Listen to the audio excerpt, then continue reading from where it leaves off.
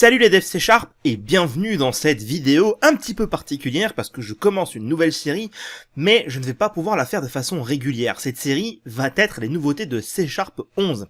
Alors, avant toute chose, eh bien oui, C# 11 n'est pas encore sorti, donc je me base sur une preview. Avant de rentrer d'ailleurs dans le vif du sujet, je t'invite à t'abonner, activer les notifs et lâcher ton pouce bleu si tu aimes ce que je fais. Comme ça, tu seras prévu des nouveaux contenus que je vais poster et en plus, ça aide au référencement de ma chaîne.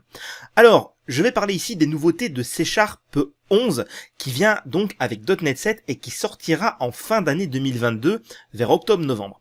Alors comment est-ce que je peux t'en parler alors que quand je tourne cette vidéo, à savoir on est actuellement en avril 2022, fin avril 2022, eh bien C# 11 n'est pas encore sorti ni .NET 7, eh bien simplement parce que j'utilise une version preview.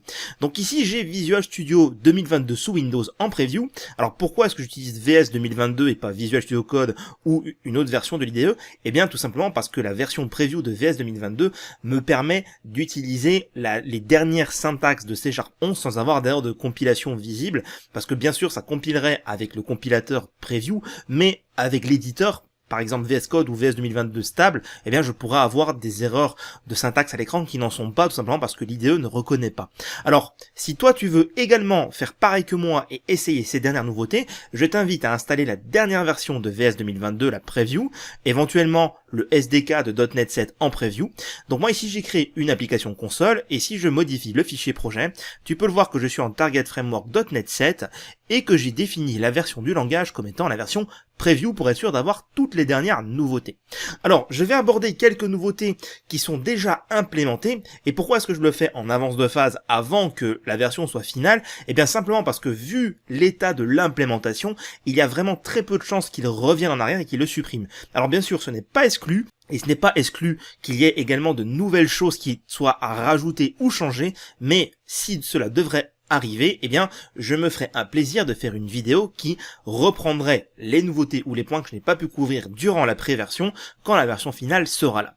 Alors, je vais te parler des mises à jour sur les chaînes de caractères. Je pense que tous les développeurs C# au quotidien travaillent constamment avec des chaînes de caractères, et il y a quelque chose qui peut être très frustrant avec les chaînes de caractères, c'est la question de la mise en forme ou de conserver en fait la mise en forme qu'on a à l'écran. Donc je vais te parler des mises à jour des chaînes de caractères. Alors, en fait, il y a une grosse mise à jour qui a été faite sur les chaînes de caractères qui permettent de travailler tout en conservant le formatage qu'on avait à l'écran. Eh bien, cela fonctionnait déjà avec le signe arrobase. On pouvait très bien faire aujourd'hui, string data est égal à arrobase comme ceci, et donc avoir une chaîne multiligne, comme ça, donc je peux la déclarer ici, et donc ici, écrire ceci est ma chaîne, avec un tab. Et donc ici, si j'écris ça sur la console, eh bien, je vais donc conserver cette mise en forme. Ici, ceci est ma chaîne avec un tab. Alors par contre, eh bien, il y a eu une amélioration qui a été faite, parce que là, en fait, on le voit ici, j'ai une ligne vide qui est là. Eh bien, cette amélioration qui a été faite, c'est que maintenant, on peut travailler avec des templates de chaînes. C'est-à-dire qu'au lieu d'avoir arrobas comme ceci, eh bien, on va ouvrir 3 fois les guillemets. Et donc je le vois que quand j'ouvre 3 fois les guillemets, eh bien Visual Studio me propose directement ceci. Donc là j'ouvre 3 fois les guillemets et donc j'ai ici une chaîne de caractères qui va conserver tout mon formatage et donc qui va me permettre de travailler typiquement eh bien avec des choses qui nécessitent un formatage particulier. Le premier exemple qu'on pense généralement quand on décrit des chaînes de caractères qui doivent conserver un certain formatage, ce sont des choses qui sont sérialisées, que ce soit du XML par exemple, de l'HTML ou encore du JSON. Donc par exemple ici, je pourrais très bien faire HTML comme ceci, et donc utiliser les tabs pour décrire en fait mon HTML. Donc HTML body, et donc ici, comme cela. Et donc en fait, eh bien si je fais ça, avec ce template là, je vais conserver également toute la présentation qui est comme ça.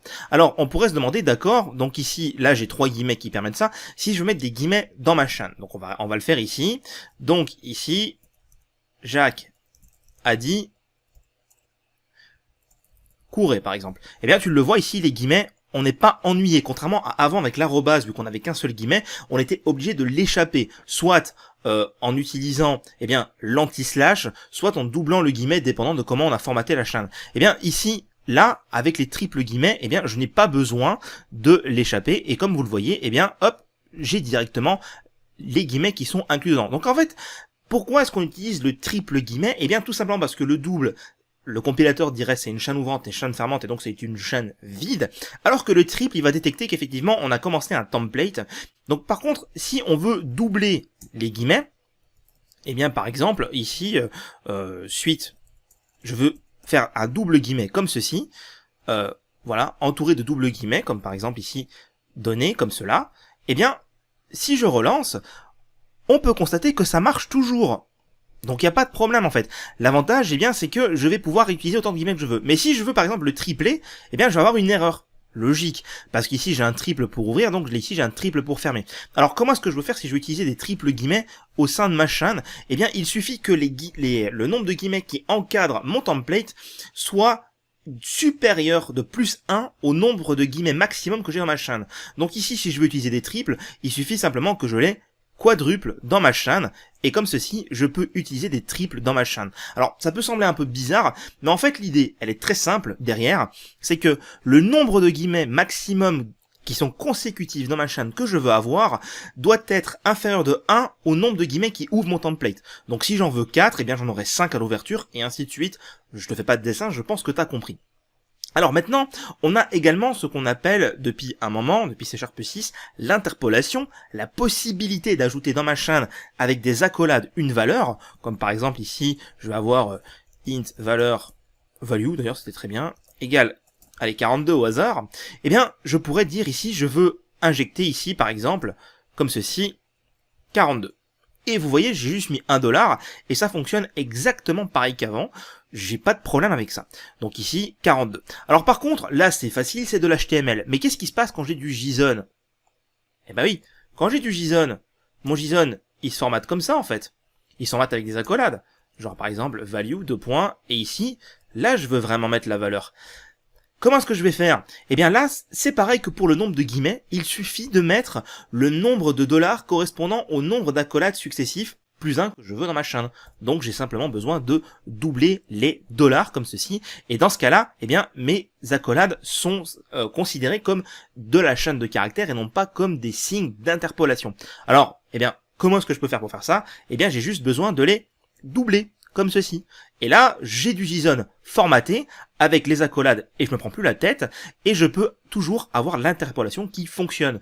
Et encore une fois, c'est toujours pareil. Si je veux une double accolade dans ma chaîne, et bien dans ce cas-là, je vais tripler les $ et dans ce cas-là, je vais devoir également ici faire comme ceci le nombre d'accolades. Donc en fait, il y a un lien de corrélation entre le nombre de $ et le nombre d'accolades. Donc ici, au lieu d'avoir le plus 1, je vais avoir le égal. Tout simplement, si je veux créer l'interpolation, il faut que j'ai le nombre d'accolades qui soit égal au nombre de signes $ en début de ma chaîne. Donc on va se retrouver avec des chaînes qui vont être, je le reconnais, très bizarres, avec plein de $ et puis plein de guillemets. Mais par contre, c'est ultra flexible à l'utilisation. On n'a plus besoin d'échapper en doublant les guillemets ou en mettant des anti-slash. On peut utiliser l'interpolation directement sans se prendre la tête. Donc en fait, ils ont ajouté dans le langage C# la gestion automatique des templates de chaînes de caractères qui sont personnalisables avec les $ et les guillemets. À vous de voir ce que vous avez besoin. Moi je trouve ça ultra pratique quand on veut faire des choses qui doivent être formatées et dans lesquelles on ne veut pas se prendre la tête. JSON, XML, HTML et j'en passe. Ça permet d'avoir quelque chose de plus simple.